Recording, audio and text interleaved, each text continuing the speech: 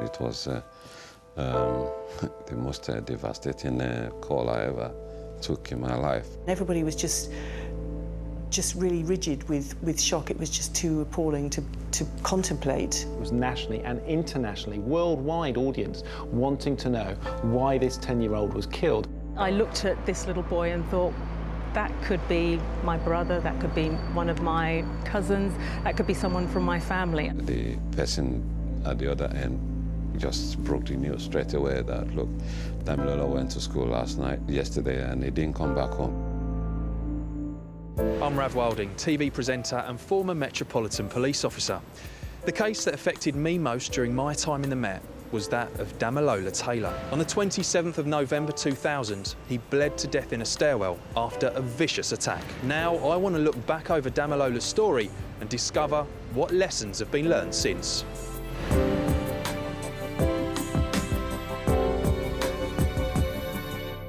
It was the crime that shocked the nation. 10-year-old Damilola Taylor had only been in the UK for 3 months when he was attacked by a gang of youths, stabbed with a piece of glass and left to die. The investigation cost nearly £16 million, took nearly 6 years and 3 trials to finally convict Danny and Ricky Preddy with his manslaughter. They both got 8 years each.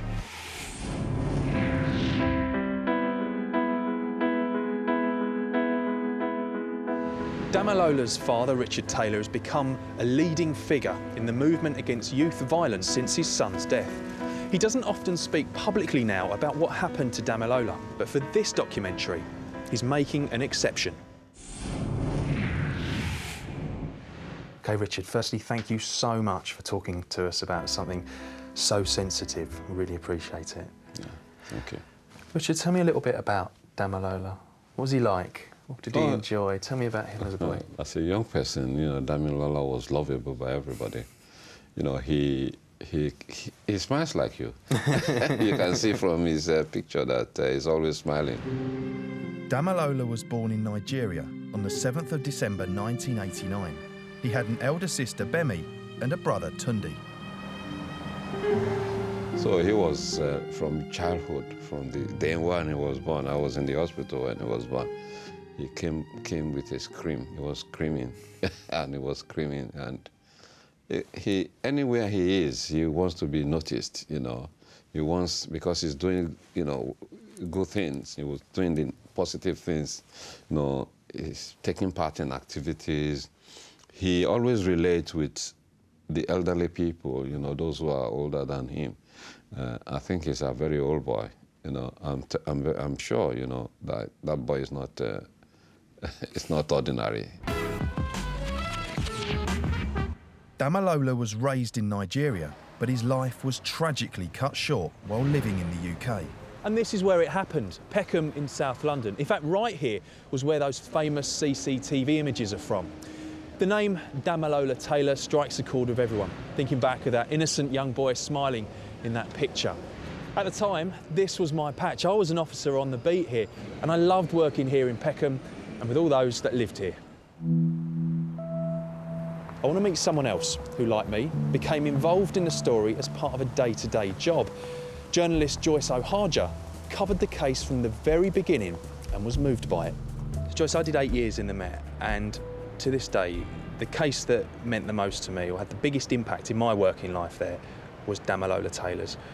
What did it mean to you and your working life? Yeah, I mean, it was one of the most harrowing cases I think I've ever covered. I mean, as a journalist, you try to sort of stand back emotionally and try not to get emotionally involved in the cases that you cover. But this one, for some reason, really got to me.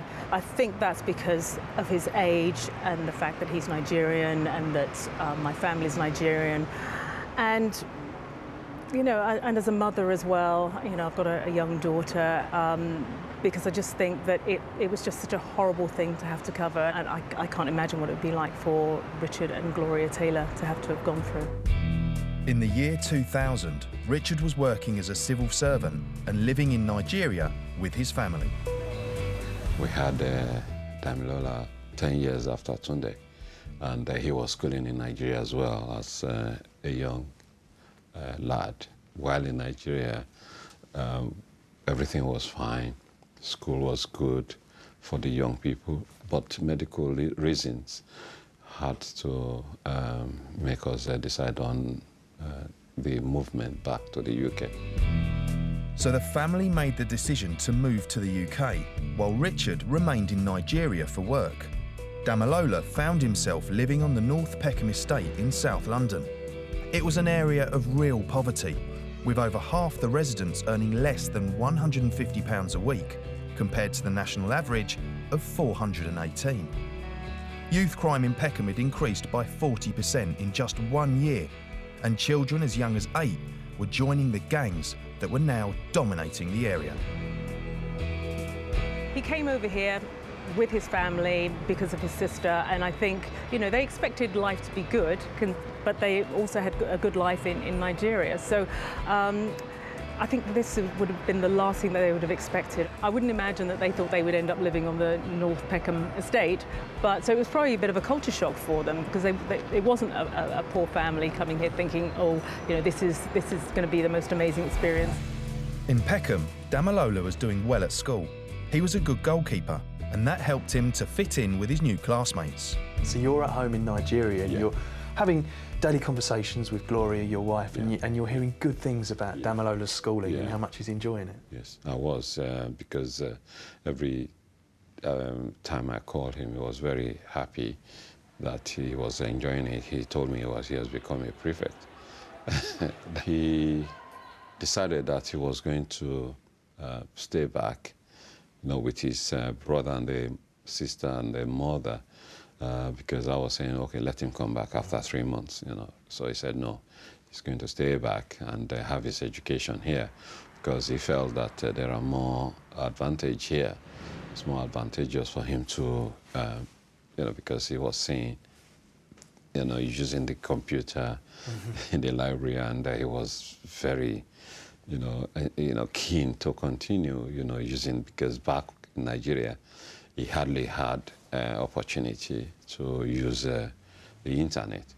So he was enthused by that, you know, that he wants to remain here. In Nigerian community, education is everything. Because he was probably so studious and so into his education, we were told that he was bullied a bit by some of the other students, because, you know, if you're Nigerian and you're really focused on your education and other children aren't that interested, then that makes you a target. And so possibly that's why he was targeted by these youths. So he was just a young boy just doing what any Nigerian child would be doing. The first 2 months, you know, was good, you know, because the conversation we usually have, there was no problem, until I think what happened was when he started using the library, because instead of going home at daylight, you know, going to the library, it will have become dark to go home, and that's where the problem started, you know. And you know, young people of his age started talking to him. You know, they wanted him to be part of their group, maybe gang. So that's where the problem started, because you know, those bad boys in Peckham, they were on the street, you know, harassing and intimidating the newcomers. After a normal day at school on the 27th of November 2000, Damilola attended an after-school computer club at the local library. When he left, it was dark outside, and Damilola began what was to be his final journey home. The events after Damilola left school have been difficult to prove. That's why it took 3 court cases to eventually convict the Preddy brothers of his manslaughter.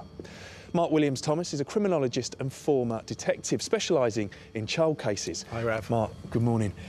Now, this is where he died. This is completely changed beyond all recognition, but that was a massive estate over there. There was a derelict stairwell, and that's where that poor kid lost his life. We know where he died, but what happened before that? Yeah, I mean, it's really difficult to imagine, isn't it, as the scene was then. Some of the places still exist. Obviously, his school, which is just up around the corner, and the library. And what we do know is that he left the school, he went to the library to use the computers, and then he left the library, and it was from the library that he came home. Usual route, which is literally, you know, a couple of minutes walk from down there. And obviously, as he left the library, he thought he'd be home in a few minutes, and he'd be able to carry on his life. These are CCTV images of Damilola playing outside the library before going in to attend an after-school club. He then left the library, taking his usual route home. Walking along Blake's Road, Damilola was 400 yards from his home when he was stopped and surrounded by a teenage gang. Police believe they tried to steal Damilola's silver jacket.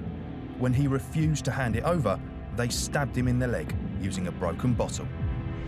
And the attack happened in one place, but he actually staggered on from there, didn't he? Because he didn't actually die where he was attacked. No, well, of course, when you get injured to the degree that he was stabbed by a bottle. The impact was of such that he was bleeding to death, but he didn't result in immediate death, so that there was a small time period for him to then try and gain attention from somebody, and that's clearly what he was going. He was going to try and find somebody. The gang of youths had left 10-year-old Damilola alone to bleed to death. Little did he know what he was going to suffer, and in fact what Peckham was going to suffer, and how that legacy was going to be left.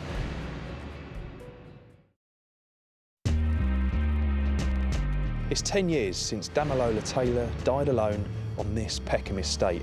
It was a tragedy at the time that shook the nation.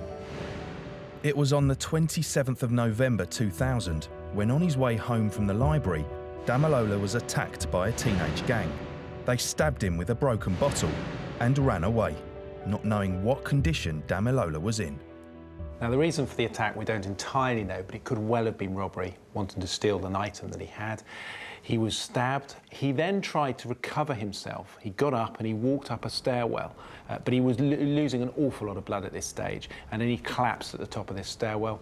And it was at that point that a member of the public, who happened to be a carpenter from nearby, came to the rescue and actually followed the trail of blood up to where Damilola lay at the top of the stairwell. He obviously saw that Damilola was in a very critical stage, so he phoned 3-9s, phoned for the emergency services, and the emergency services attended. Damilola collapsed into the arms of the stranger. His last words were of reassurance, saying, "I'm okay." Yeah, can you send an ambulance to Blake's Road? Blake's Road? Or Road. Road, yeah, what's the area? Off Southampton Way, SE15. SE15? Yeah, SE15, yeah. It's a boy bleeding to death. Right, It's actually bleeding to death. This boy is approximately about 12 years of age. He has lost a hell of a lot of blood. Yeah, how has he done that? What's happened? We do not know, sir. We've just come out and found him on the staircase. He tried to climb up there. Right, where's he bleeding from? He's going. He's in a real Where's he bleeding from? We cannot tell.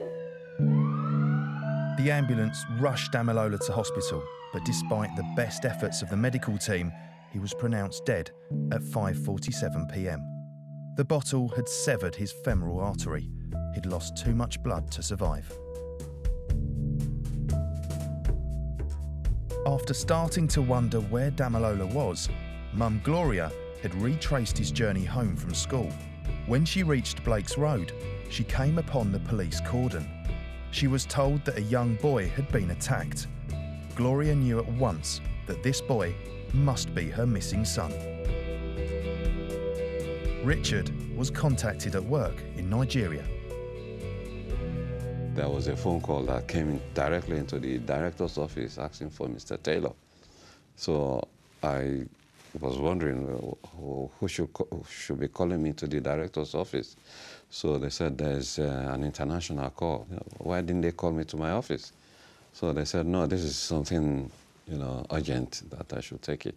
Then I went on the phone and took the call. It was the most devastating call I ever took in my life, because the person at the other end just broke the news straight away that, look, Damilola went to school yesterday, and he didn't come back home. He was stabbed, and by the time he was taken to the hospital, he was dead. Then everything that happened after that, I couldn't remember. I think I collapsed. So I was taken to the medical center in the Department of Health there, and I was treated for shock. So you made your way to the UK as fast as you possibly could. Bearing in mind you had to come all the way from Nigeria. What happened when you first got here? So I got here, and The scene was so disturbing. You know, what I came to meet here was a lot of media coverage, a lot of sympathizers, you know, something that I couldn't cope with. So I just decided that I want to be left alone, you know, that I should just get grips of what really happened and what the police are doing. I was reassured that everything will be done, you know, to make sure they get hold of, they arrest the culprits and, you know, get justice done.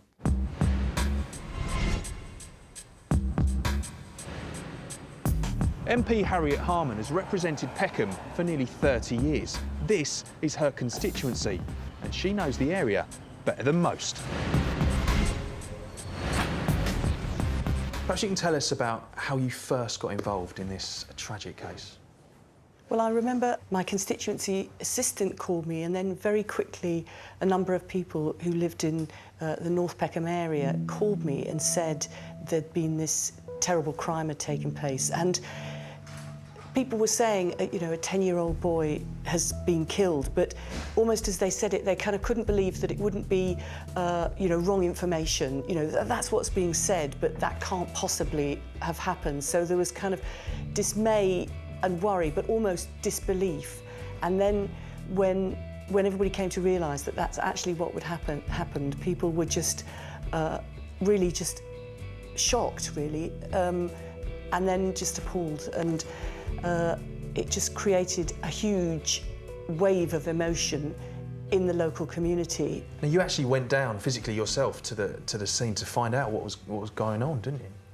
Well, somebody who was active in the local tenants association had been somebody who'd called me, and so I went down to meet her, and she took me to meet Damilola's great aunt who lived nearby on the estate, and I went in to find out what had happened, and Gloria was there, and of course Richard was still in Nigeria at the time, and everybody was just really rigid with shock. It was just too appalling to contemplate. I remember when this happened 10 years ago. I was up there in Peckham Police Station, and I went up to the canteen, and it was just so quiet.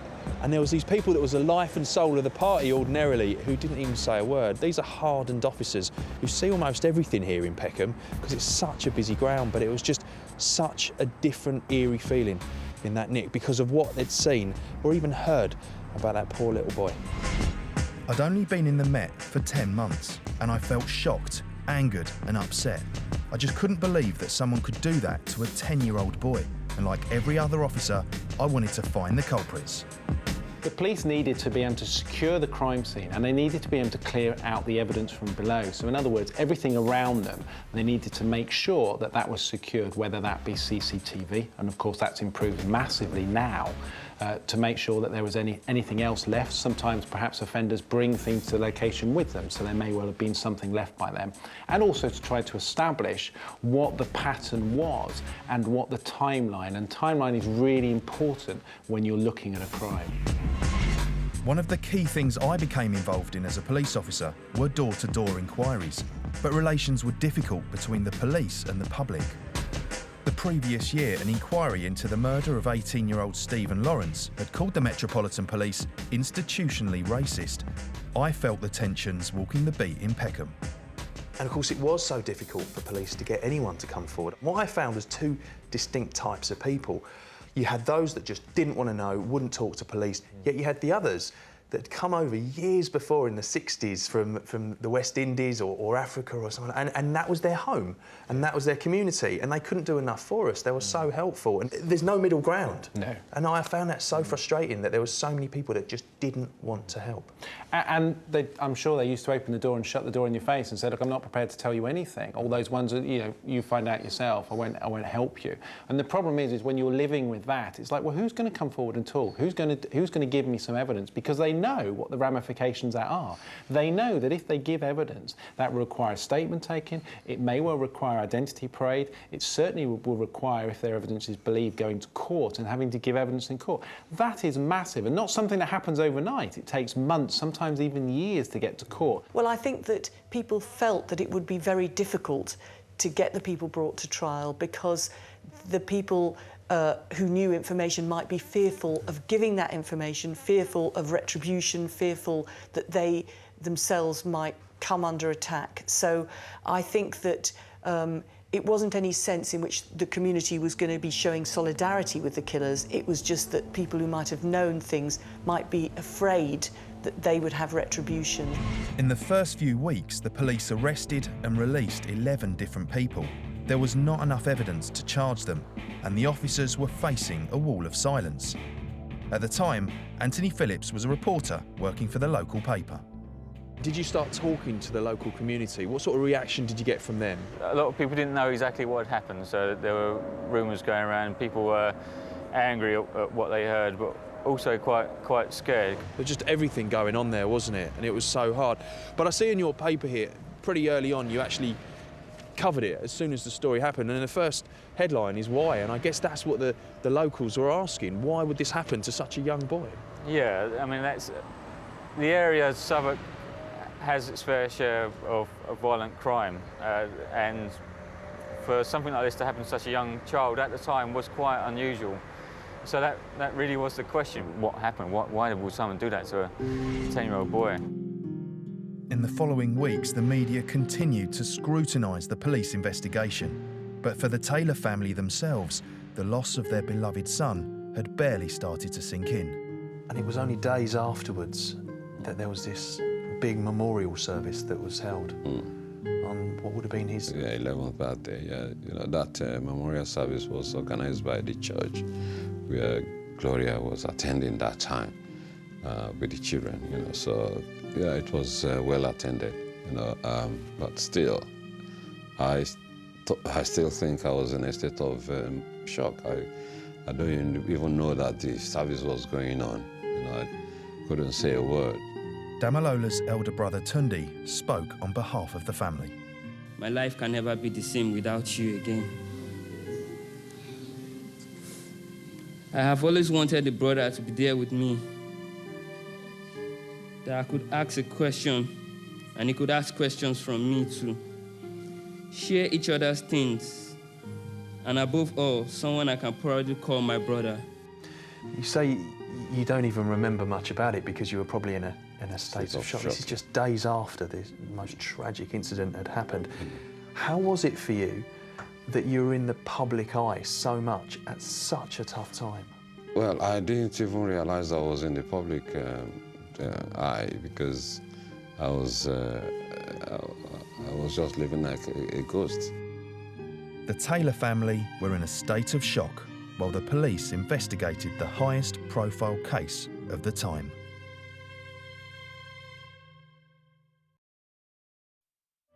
I'm Rav Wilding, and I'm re-examining the case of Damilola Taylor. It was a tragedy that stunned us all. 10-year-old Damilola died after being stabbed by a broken bottle on his way home from the library. This shocking crime was making the news all over the world. Police are still trying to discover the details of Damilola's final journey from the library here. Which route did he take towards his home less than half a mile away? Day 6 of the investigation into Damilola Taylor's murder, and a new development, possibly a breakthrough for the 60-strong police inquiry team. We all feel like we've lost a son. Many people know the family. That tragedy is one which must touch and affect us all. As he lay here, bleeding to death.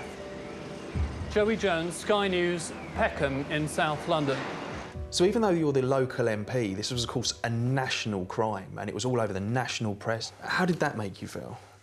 Well, I felt in two minds about it, because on the one hand, you don't want the area that people are living in to be known, to become a byword for such a terrible crime involving the death of such a young boy. But on the other hand, you wouldn't want to feel that a young boy had been killed and nobody cared about it. The stain that came over Peckham because of that was quite hard for people to bear. Just over there, beyond that purple barrier, used to be a huge great estate. And just after this incident happened, officers like me were posted on Operation Seal.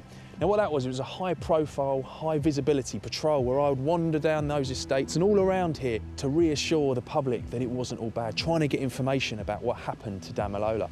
But it was a tough time. There was graffiti all over these blocks back then, but this time it was saying things like RIP, rest in peace. And it was like people were trying to help. We just had to break down the barriers to get the information out from them. Now, of course, there's mounting pressure for this case to be solved, isn't there? There's huge pressure. Any senior investigating officer, that's the person appointed by the police to oversee the investigation, is under pressure from day one from senior officers. And they would have been saying, right, to get this case solved, have you got any witnesses? Have you got any suspects in relation to this? And that puts considerable pressure. And of course, that pressure then goes down the scale, right from the very top of the senior investigating officer all the way down the troops. 8 months after he died, on the 26th of June 2001, 4 youths were charged with Damilola's murder. This was largely due to eyewitness testimony provided by a young witness. She claimed to be here on Blake's Road when it happened. This 14-year-old girl gave them some real key evidence and gave them some direct evidence. And by direct evidence, I mean she actually saw offenders. So it wasn't something that she'd heard. She was told by somebody else. She actually says, I saw the offenders commit this act and I saw them run away. And at that point, she gave a number of names to the police. And it was those names that the police then started to act upon. When you finally got told that some people had been arrested and charged, and the case was going to trial, how did that make you feel? Well, we sighed a breath of pleasure, you know, that at last something is, they are making a breakthrough. At least if we are able to get conviction, you know, and see the case through, you know, we'll be very happy to, you know, carry on with that. On the 30th of January 2002, the trial began, and Joyce O'Haja was reporting for London's TV News. I covered that case virtually every day for 3 months, and it was probably the most harrowing trial I've had to go through. I wanted to see justice done, like everybody else did. I think, you know, it was a 10-year-old boy who was murdered, but also the people who were put on trial for his murder were also children as well. And one of the things that I noticed right at the beginning of the case, when there were 4 youths who were on trial for his murder, they didn't seem to take it that seriously. I think it was as if they were sort of away from school on a day out and hadn't quite understood the seriousness of why they were there, and that this was a court of law, and that a young boy had died, and that they could be convicted of murder. The trial relied heavily on the prosecution's key witness, the 14-year-old girl. Her evidence was fundamentally flawed, and it was flawed on the basis that there was inducement, as could be seen as her giving evidence, and that inducement first of all were related to a £50,000 possible reward that was on offer for her. She was given mobile phones, she was given clothes by the investigating officers, and the problem is as soon as you start to give things to a witness, it's very easy for the defence to turn around and say that was an inducement. The reason you gave this was because you were enjoying that lifestyle, and that's the evidence you gave. So it may well have been her evidence was correct, or it may well have been parts of her evidence were correct. That was never going to come through with the way that she was handled by the police. She was just a typical teenager, so, you know, she was quite streetwise and a bit mouthy, and she just didn't like the way she was being questioned by the defence. She changed her story several times. She admitted lying to the police in the interviews, and just kept changing things around. And so, at the end of it, the judge decided that she was an unreliable witness. The police were accused of offering gifts for evidence, and on the 27th of February 2002, Judge Justice Hooper ruled that the witness was lying.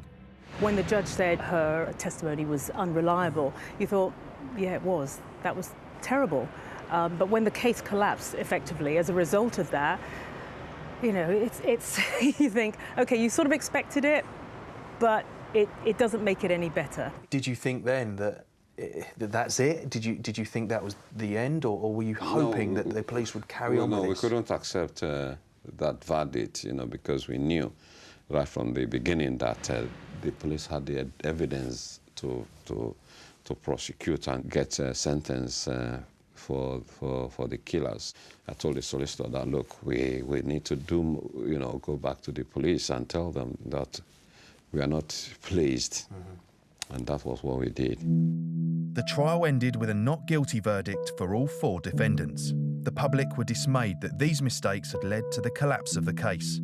The investigation remained open and the police were determined to see justice served. Even though the investigation and trial was painful, it had kept Damilola's parents, Richard and Gloria, in the public eye.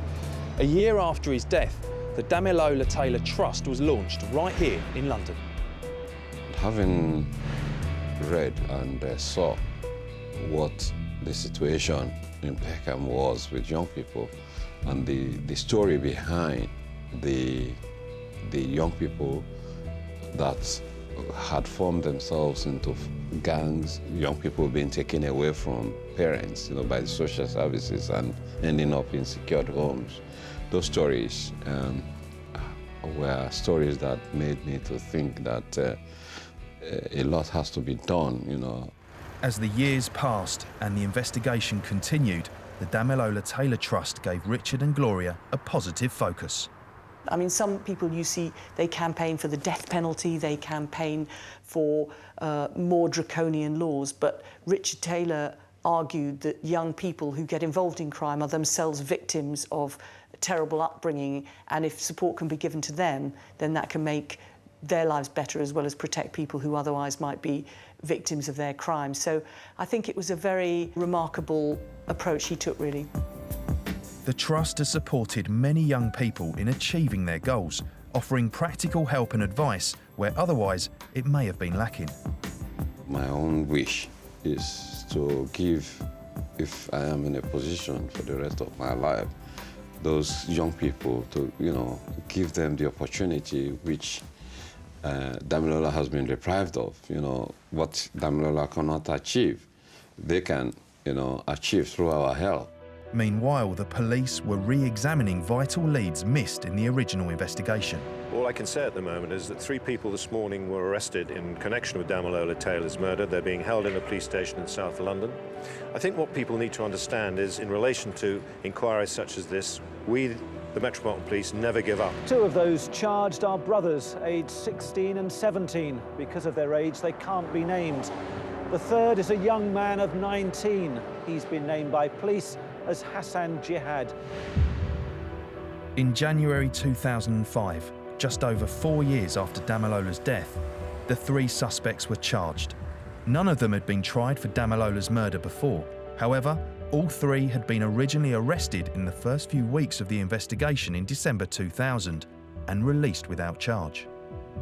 The new senior investigation officer came in and said, let's look at this in a completely new way. Let's use a new fresh pair of eyes to look at this. And what he did is he sent the forensic evidence to an external laboratory and he asked them to look at it. And that's where the evidence came from, because what they found is they found some blood splatter on the trainer, and they also found some other items in relation to clothing, and some cross-examination on that showed some fibre exchange. They were starting to build evidence from DNA in relation to a match between the victim, Damilola, and the potential suspects, offenders, on their shoe. And there was now a point where they needed to explain, how did that blood splatter transfer from body to shoe if they were not at the location? The trial wasn't straightforward. The rest of the evidence was largely circumstantial, and there was now no eyewitness. The prosecution put forward people who claimed that the brothers had made confessions to them, but their testimony came apart under cross-examination. The jurors were even told by a medical expert that Damilola's death could have been an accident. On the 3rd of April 2006, Hassan Jihad was cleared of all charges. The next day, the brothers were cleared of murder, but the jury were unable to reach a verdict on manslaughter. It was frustrating with the second trial because, you wanted it to end, you wanted closure. And then when that didn't happen, you thought, OK, right, is this ever going to be resolved? Are they ever going to find the killers of Damilola Taylor?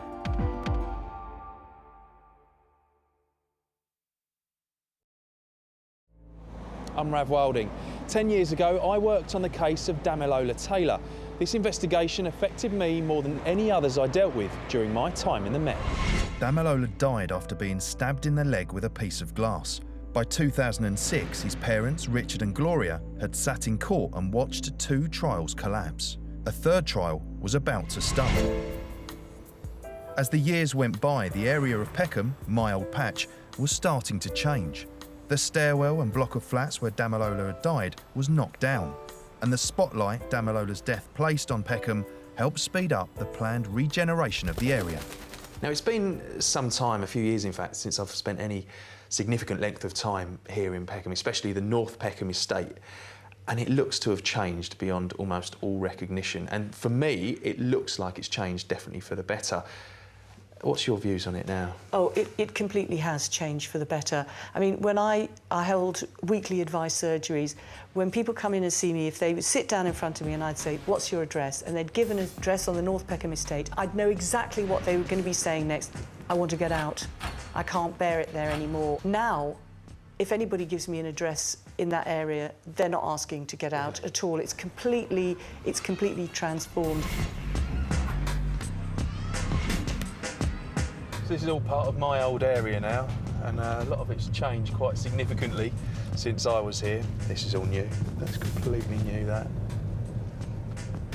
It used to be so different around here. I mean, for example, these buildings here used to be lots of tiny, tiny little bed sits. It was dark and it was dingy and it was crime-ridden. And I think now, with the amount of building that's going on, it just looks so much better.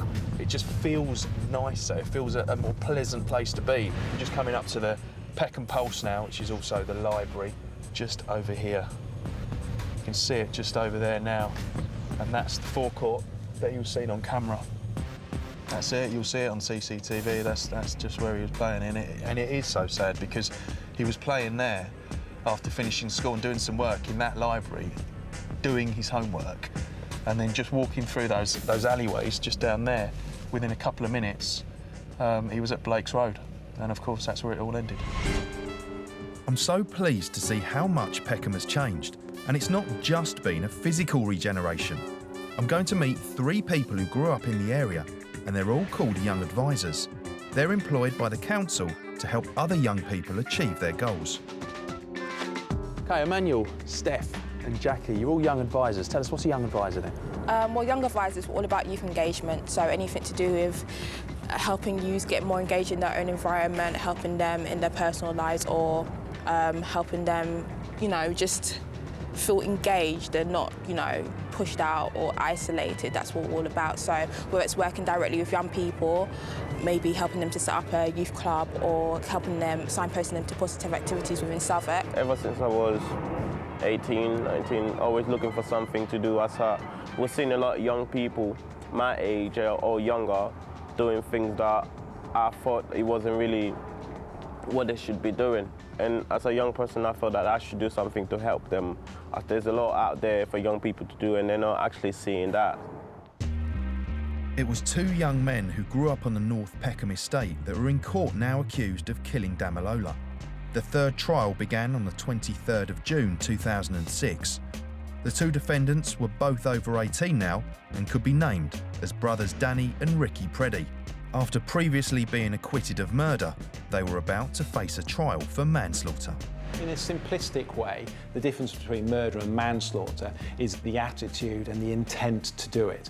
So if I were to kill somebody and I turned up at the location with a knife, with the intention of killing that individual, or I was reckless as to do so, but I still intended I'd formed that basis of it prior to attending, then that could be a murder charge. But on the manslaughter is when they get to the location, they didn't intend to kill them, they may have intended to rob them from something. But as a result of the actions that they carried out, the individual died, then that could form the basis of a manslaughter, and that's what the view was, because there was never any evidence given both by the prosecution or the defence that the bottle was taken to the crime scene. It was believed that the bottle was found at the crime scene, and that was what was used to commit the killing. On the 9th of August 2006, Danny and Ricky Preddy were convicted of manslaughter and sentenced to 8 years each. When the verdict was read out, Ricky started shouting at the jury from the dock.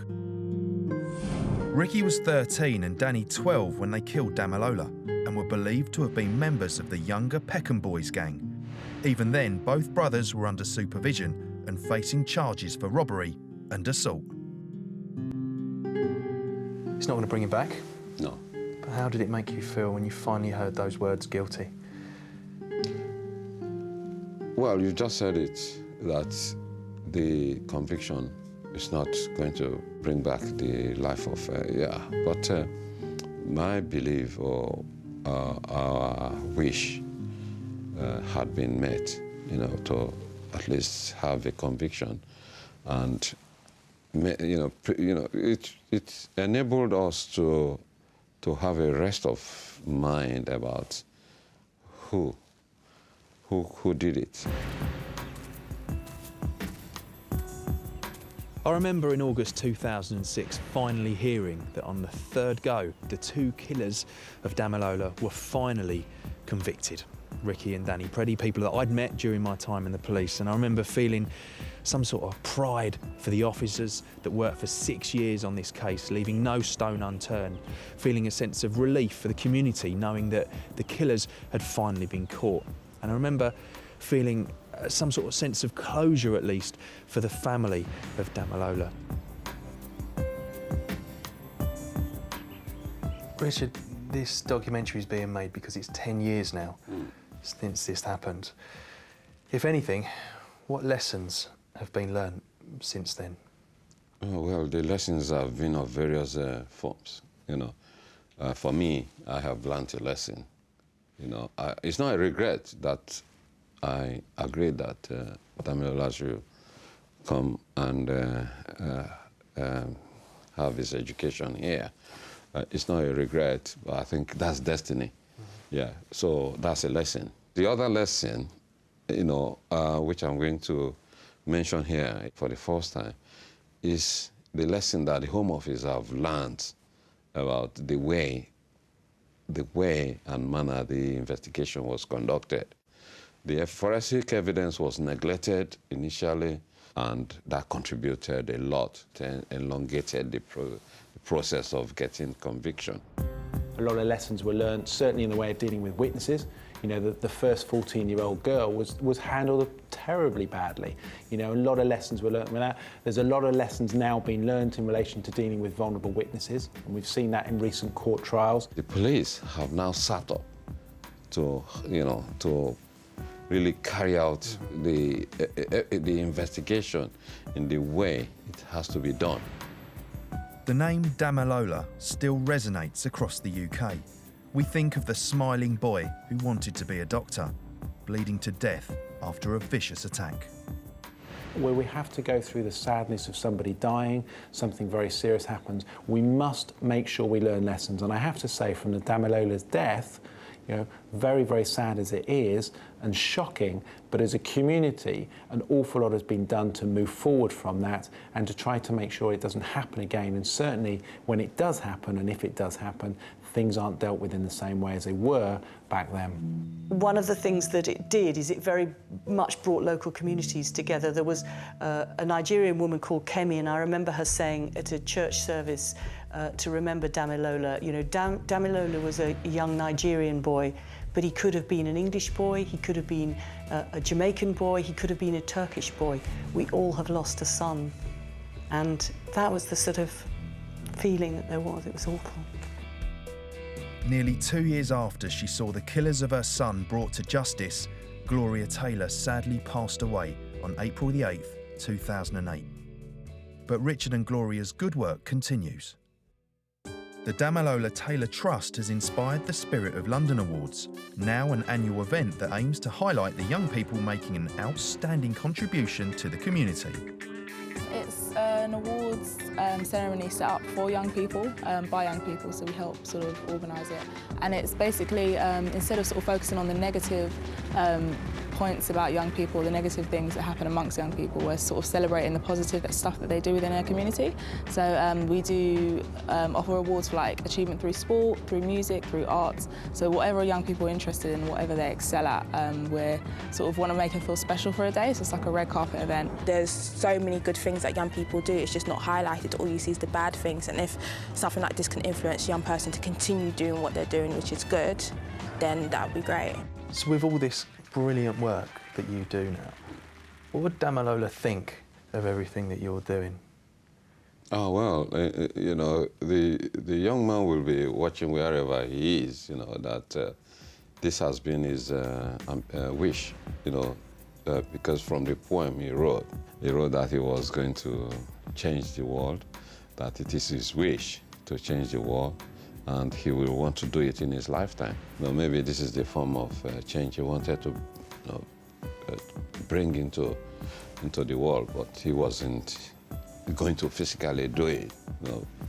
He has come, lived his life for it to be used, for people to achieve. For me, I think he will be there watching and be happy that his wish has been met. It took just a piece of glass to end this little boy's life in the most unimaginable way. I set out to find what lessons have been learned since, and it seems many have, with the community where it happened, with the public in general, and with the police. Everyone I've met has been affected by Damilola's case in some way. But for me, the overriding legacy of this young boy's life is the positive image that's now being used to help other young people. Damilola's wish was for a safe and peaceful world. I think that's a lesson we all need to learn.